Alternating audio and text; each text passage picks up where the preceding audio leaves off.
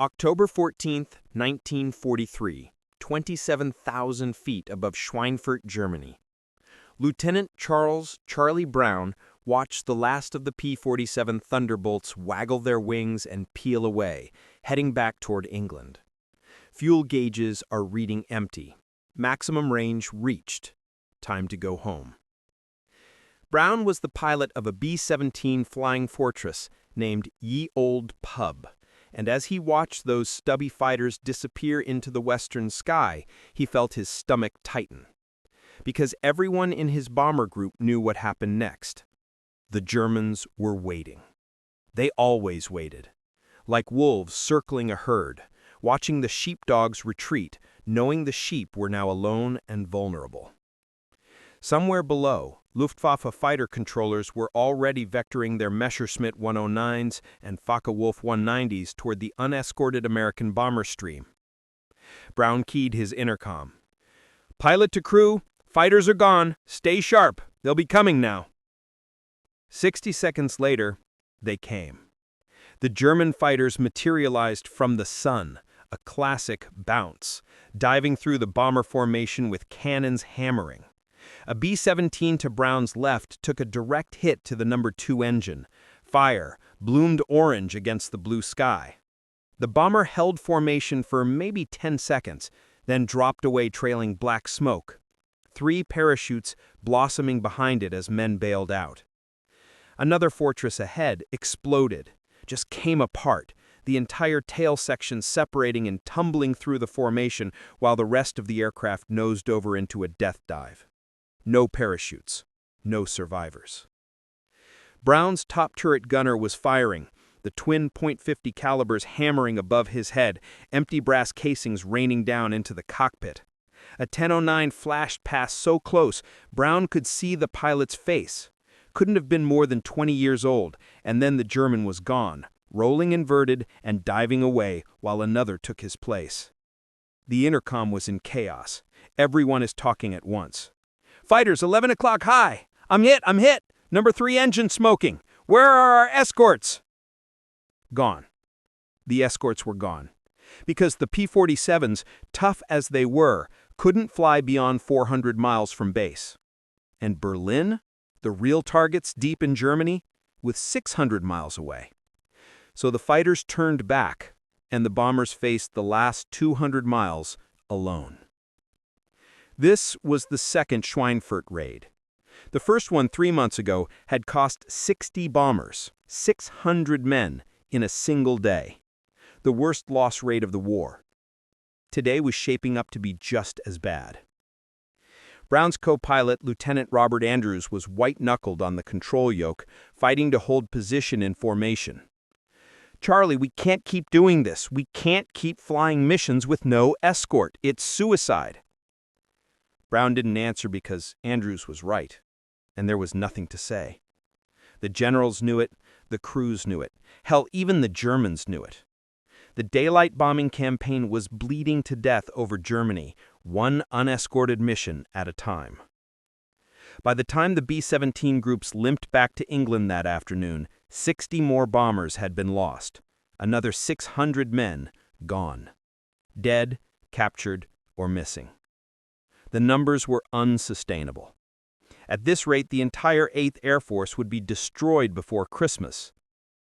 That night, in a dingy pub in Bedford, England, a group of fighter pilots sat around a table covered with empty glasses and talked about the problem everyone knew existed, but nobody could solve.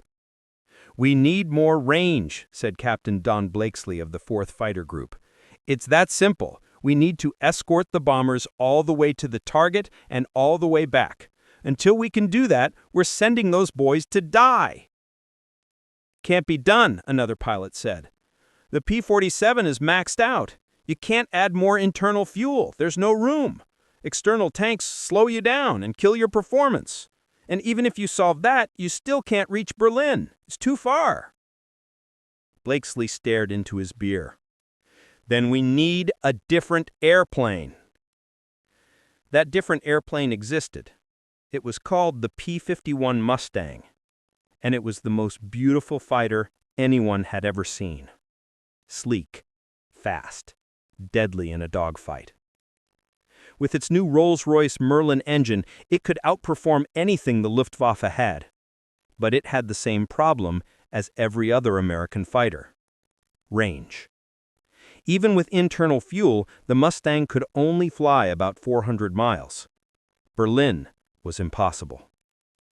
Unless someone could figure out how to give it more fuel without destroying its performance.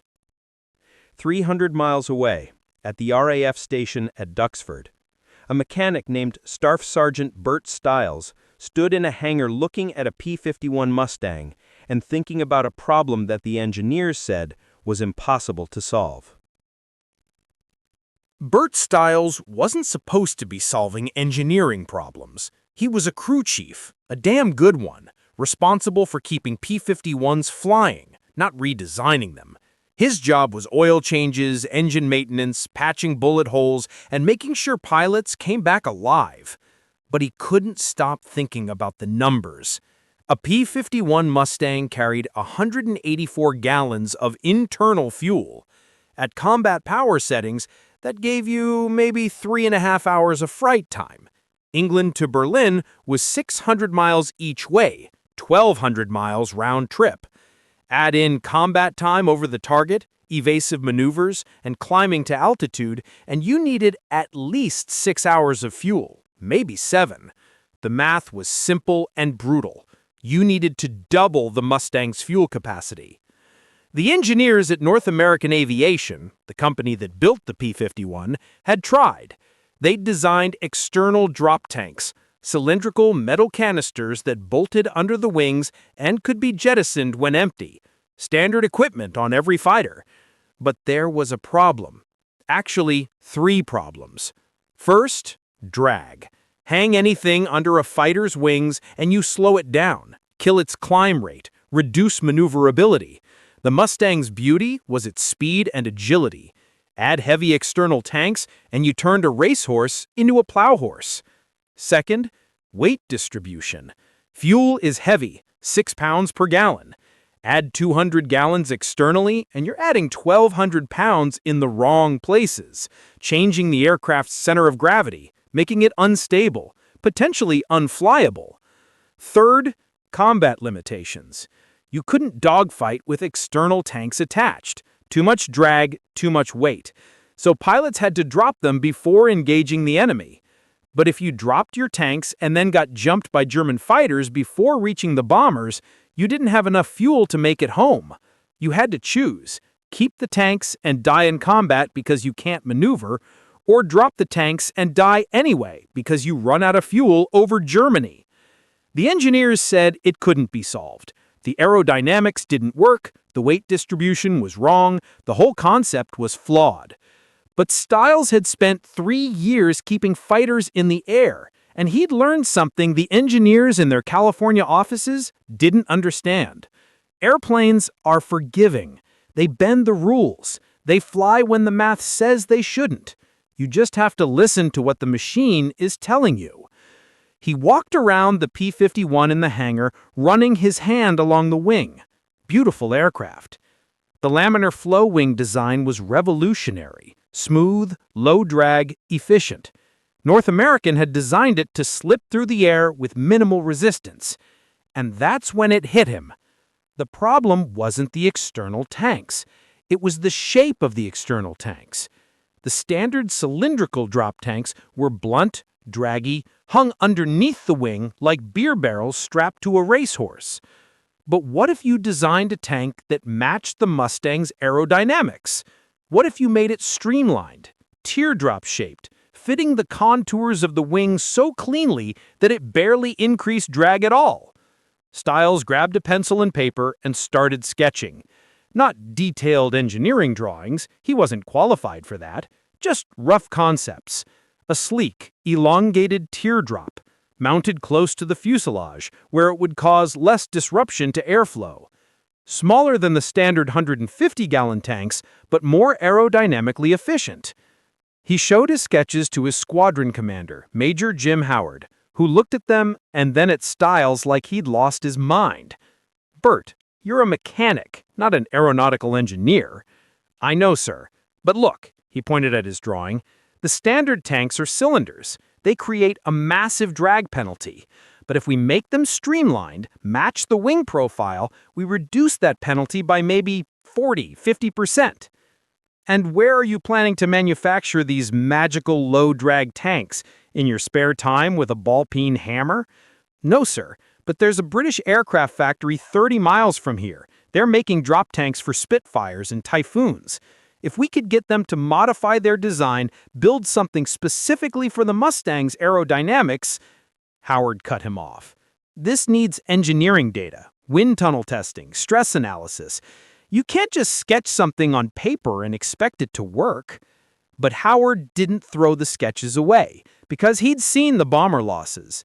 He'd escorted B-17s as far as his fuel would take him, and then watched them continue alone into the teeth of the Luftwaffe. He'd counted the empty bunks at bomber bases, done the math on survival rates, and understood that the daylight bombing campaign was dying.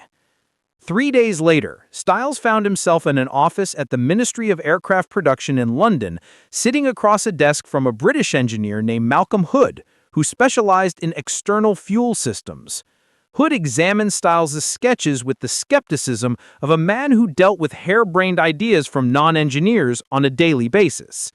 "You understand," Hood said carefully, "that fuel tank design is rather more complex than drawing teardrops on paper. Center of gravity, fuel flow rates, pressurization, structural integrity, these aren't trivial problems." "I understand that, sir, but the standard tanks aren't working. The drag penalty is too high. The Mustang loses 15, maybe 20% of its performance with those cylinders hanging underneath. The pilots can't fight with them on, so they drop them early, and then they don't have the range." Hood nodded slowly. "And you believe a streamlined shape would solve this?" "I believe it would help, maybe cut the drag penalty in half. And if we mount them closer to the fuselage, we improve the weight distribution. The aircraft stays more balanced." There was a long silence. Hood tapped his pencil against the desk, thinking. Finally, he actually smiled. "Staff Sergeant Stiles, against my better judgment and all principles of proper engineering protocol, I'm going to authorize a prototype. 1 tank. We'll manufacture it, test it on a Mustang, and see if your theory holds up. But understand, if this doesn't work, if we waste resources and time on a mechanic's hunch while bombers continue dying over Germany, that failure is on both of us." Stiles swallowed hard. "I understand, sir." "Good, because I think you might be onto something. And if you are, if this actually works..." He didn't finish the sentence. He didn't need to. December 3, 1943. RAF Duxford, 6:47 a.m. The prototype tank sat on a workbench in the maintenance hangar, looking like nothing revolutionary. Just a teardrop-shaped metal container, 110 gallons, painted olive drab, with mounting brackets welded to the top. 2 of them, actually, 1 for each wing. Stiles had barely slept in 3 weeks. The British factory had manufactured the tanks to Hood's specifications, refining Stiles' crude sketches into actual engineering. They'd run the numbers, done the stress calculations, designed the mounting system. Now came the moment of truth. The test pilot was Captain Chuck Yeager, not yet famous, just another fighter jock with steady hands and good instincts. He stood beside the Mustang, arms crossed, looking at the new tanks with the suspicious eye of a man who'd seen too many improvements that nearly got pilots killed. "They look weird," Yeager said flatly. "They're aerodynamic," Stiles countered, hearing the defensive edge in his own voice. "Aerodynamic or not, they're 1,500 pounds of fuel hanging under my wings. That's gonna fly like a brick on takeoff." Major Howard, who'd been standing quietly to the side, stepped forward. "Chuck, we need this to work. The bomber boys need this to work. Just take her up, run through the test protocol, give us honest feedback." Yeager studied the Mustang for another long moment, then nodded. "All right, but if this thing kills me, I'm haunting both of you." He climbed into the cockpit while the ground crew finished the pre-flight checks. Stiles watched from beside the runway, his stomach churning. Everything rode on this. If the tanks worked, they could save thousands of bomber crews. If they failed, if they created too much drag, or made the aircraft unstable, or caused any of 100 other potential problems, then men would keep dying over Germany, and it would be Stiles's fault for wasting time on a mechanic's fantasy. Jaeger's engine fired, the Merlin's distinctive roar echoing across the field.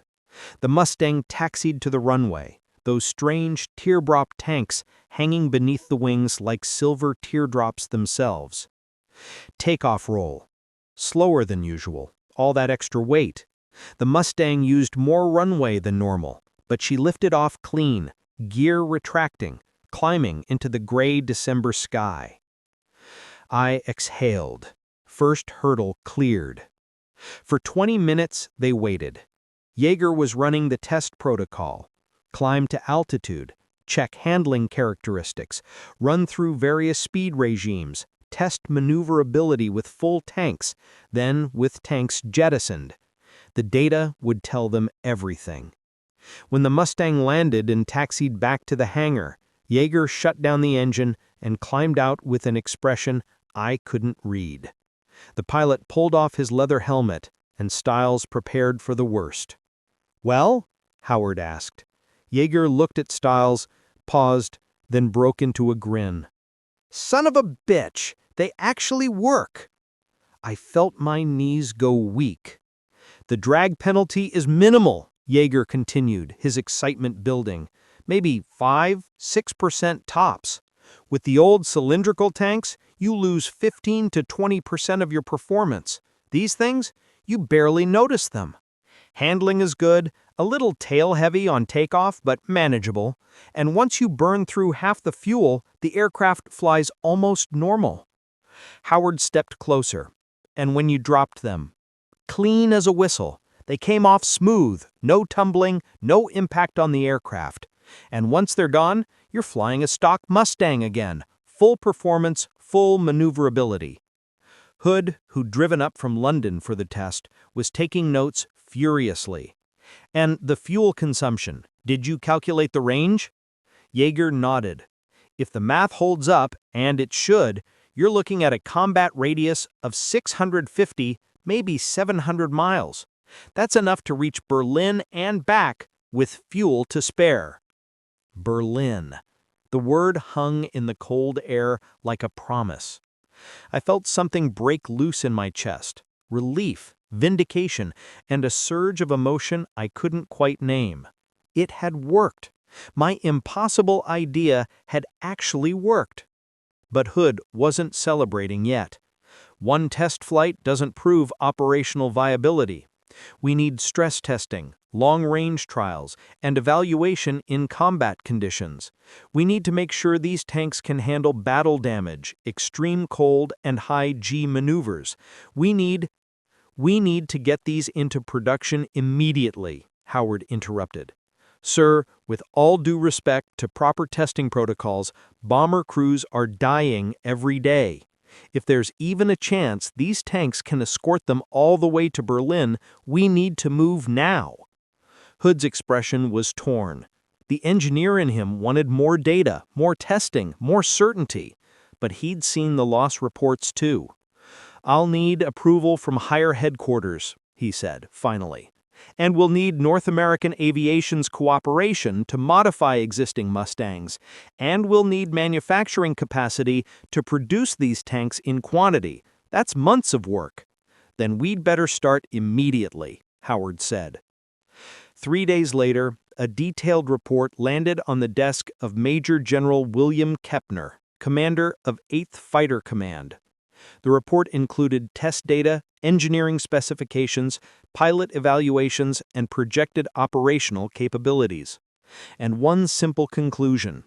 With the new streamlined drop tanks, P-51 Mustangs could escort heavy bombers all the way to Berlin and back. Kepner read the report twice, then picked up his phone and called his staff. "Gentlemen," he said, I want every P-51 in the European theater of operations equipped with these tanks as soon as humanly possible. Whatever it takes, parts, personnel, priority manufacturing, the bomber offensive depends on it." He paused, looking at a photo on his desk of a B-17 crew, 10 young men who'd been shot down over Bremen 2 weeks earlier. None survived. "And someone," Kepner added quietly, "get me the name of the mechanic who came up with this. I want to thank him personally." March 4th, 1944, 0530 hours. RAF Debden, England. Captain Don Gentile walked around his P-51 Mustang in the pre-dawn darkness, running his hand along the new drop tanks hanging under the wings. They looked strange, sleek, almost elegant compared to the stubby cylindrical tanks he'd flown with before. But strange didn't matter. Performance mattered, and today, performance meant everything. Today was the day they were going to Berlin. The target briefing had been electric. For months, bomber crews had been dying over Germany, bleeding out in the thin air while German fighters circled just beyond the range of American escorts. But this morning, the intelligence officer had pulled back the curtain over the mission map and drawn a red line that went all the way. England to Berlin to England. 600 miles each way. The deepest penetration yet.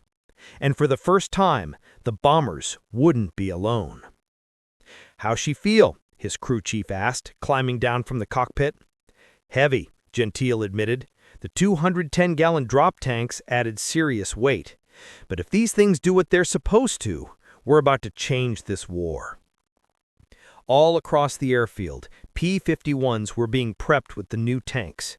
Nearly 100 Mustangs from the 4th and 357th Fighter Groups, the largest long-range escort mission ever attempted. At 06:15, Gentile strapped into his cockpit, ran through the checklist, and fired up the Merlin engine. The big V-12 roared to life, and he felt the familiar vibration through his seat. But this time, there was extra weight under his wings. Extra fuel, extra range, extra hope. The Mustangs took off in flights of 4, climbing into the gray morning sky over England. Below them, wave after wave of B-17s and B-24s were forming up. Over 700 heavy bombers heading for Berlin's ball-bearing factories and aircraft plants. The largest bombing raid of the war. And today, they wouldn't be abandoned over Germany. Gentile settled into position above the bomber stream, checking his fuel gauges. The drop tanks were feeding perfectly, just like the engineers promised.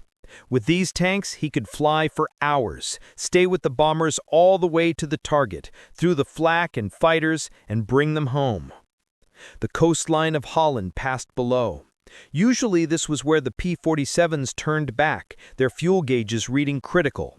But today, the Mustangs kept going. Deeper, farther, into the heart of Germany. At 25,000 feet over Brunswick, the Luftwaffe found them. "Bandits, 11 o'clock high, 109s coming down." Gentile saw them, a dozen Messerschmitts diving out of the sun, attacking the bomber formation. In the old days, this was where the American fighters had to make impossible choices: drop tanks and engage, or keep tanks and watch the bombers die. But not today. "Falcon leader, drop tanks," Gentile called and reached for the release. Both tanks fell away clean, tumbling toward the German countryside below. And suddenly, his Mustang transformed. All that weight gone, the aircraft light and responsive again, a purebred fighter released from its burden. He rolled into the attack. The dogfight lasted 4 minutes. Gentile got on the tail of a 109, fired a 3-second burst, and watched the German fighter come apart. 2 other Mustangs splashed 109s before the Luftwaffe broke contact and dove away. And here's what changed everything. Gentile still had fuel, plenty of fuel. He'd flown 450 miles, fought a dogfight, and landed with fuel to spare. The streamlined drop tanks had carried him deep into Germany, and now his internal fuel would bring him home. The German fighters came back twice more.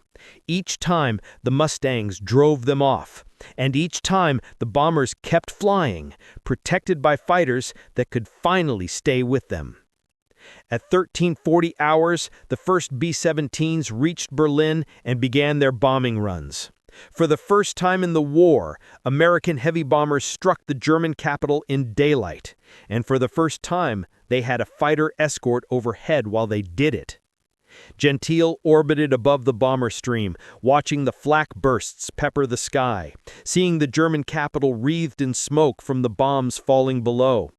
His fuel gauge read 40%, enough to get home with reserve. They'd done it. They'd reached Berlin. The flight back was quieter. The Luftwaffe had spent its strength in the earlier attacks. A few half-hearted bounces, easily driven off. The bombers droned west toward England, their formations looser now, holes where aircraft had been shot down, but far fewer losses than anyone expected. Because they'd had escorts, all the way there, all the way back. Gentile landed at Debden at 17:15 hours, nearly 12 hours after takeoff. He'd flown 1,350 miles, engaged in 3 dogfights, and landed with fuel to spare. The crew chief met him at the hardstand, grinning. "How'd the tanks work, Captain?" Gentile pulled off his leather helmet, his hair matted with sweat despite the freezing temperatures at altitude. "They worked perfectly. We made it to Berlin and back. Those tanks, whoever designed they, just saved a lot of bomber crews." That night, the loss reports came in. Of the 700-plus bombers that attacked Berlin, 69 were lost, a 10% loss rate. Devastating by any measure, but compared to previous unescorted raids, where loss rates hit 20 or 25%, it was a victory, because the Mustangs had been there. Over the next 2 weeks, the missions continued. Berlin, Leipzig, Schweinfurt, every target deep in Germany. And every time, the P-51s went all the way, their streamlined drop tanks giving them the range to protect the bombers from takeoff to landing.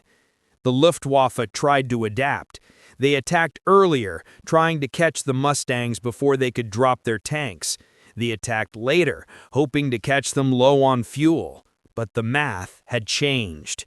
The Americans finally had a fighter that could reach anywhere in Germany and fight on equal terms. By the end of March, German fighter losses were catastrophic. The Luftwaffe was losing pilots faster than they could train replacements.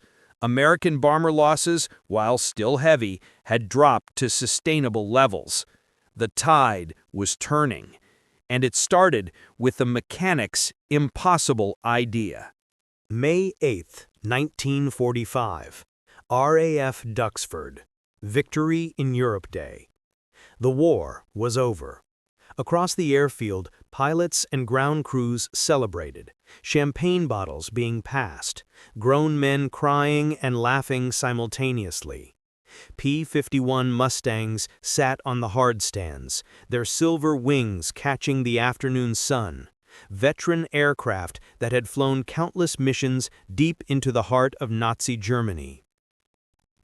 Staff Sergeant Bert Stiles stood beside one of them, his hand resting on a streamlined drop tank that would never fly another combat mission. The hangar behind him was quieter now. No more urgent repairs, no more all-night maintenance sessions preparing fighters for dawn missions over Berlin. It was finished. Major Howard found him there, 2 glasses in hand. He offered one to Stiles. "You ever think about it? How many lives did your tank save?" Stiles shook his head. "I try not to. If I start counting, I'll never stop." But the numbers existed whether he counted them or not. After the long-range drop tanks entered service in early 1944, bomber loss rates dropped by more than half.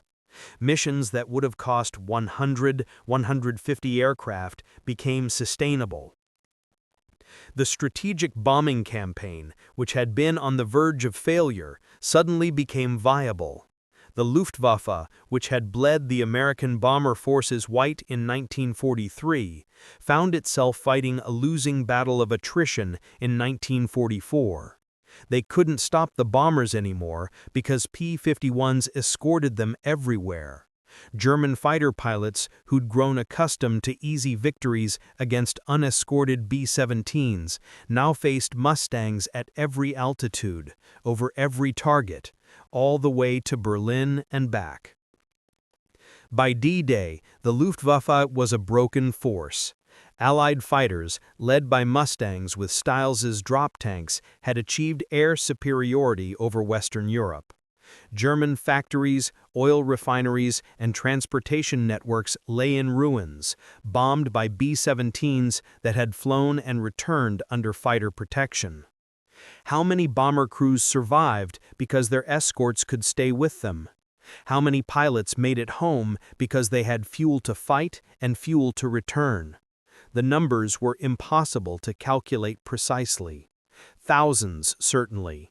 Tens of thousands when you counted the ground troops those bombers supported, the supplies that reached them, the tactical air support enabled by strategic air superiority. All because a mechanic had an idea. "You know what's funny?" Stiles said, taking a sip. "The engineers said it couldn't be done. They had all the equations, all the data, all the reasons why streamlined tanks wouldn't work. And they were wrong." "They weren't wrong," Howard corrected gently. "They just didn't try. There's a difference." That was true. North American Aviation had tested an 85-gallon streamlined tank and abandoned it because the benefit seemed marginal. They hadn't pushed further, hadn't optimized the design for combat operations, hadn't believed enough in the concept to make it work. Stiles had believed. Not because he was smarter than the engineers, but because he'd seen the cost of failure. He'd watched bombers limp home with dead engines and dying crews. He'd heard the stories from pilots who'd had to turn back, abandoning bomber formations to their fate. He understood that impossible was a word you could only afford when lives weren't on the line. After the war, the reports were written, the histories compiled, the lessons learned documented for generations to come. The P-51 Mustang would be remembered as one of the greatest fighters ever built. The combination of the Merlin engine, laminar flow wings, and exceptional handling made it legendary. But buried in the technical manuals, in the footnotes of official histories, was a brief mention of the 110-gallon drop tanks that transformed the Mustang from a good fighter with limited range into the war-winning escort that could reach Berlin. No mention of Bert Stiles, no Medal of Honor, no Distinguished Service Cross, no parade in his hometown. He was a mechanic who had an idea, built a prototype, and helped kill Nazism. Then he went home to Ohio, got a job at a machine shop, and lived a quiet life. In 1969, a military historian interviewing World War II veterans for an oral history project asked Stiles about his contribution to the war effort. "I changed some oil, patched some holes, kept the birds flying. Same as every other crew chief." The historian pressed, "But the drop tanks, that was your innovation, wasn't it?"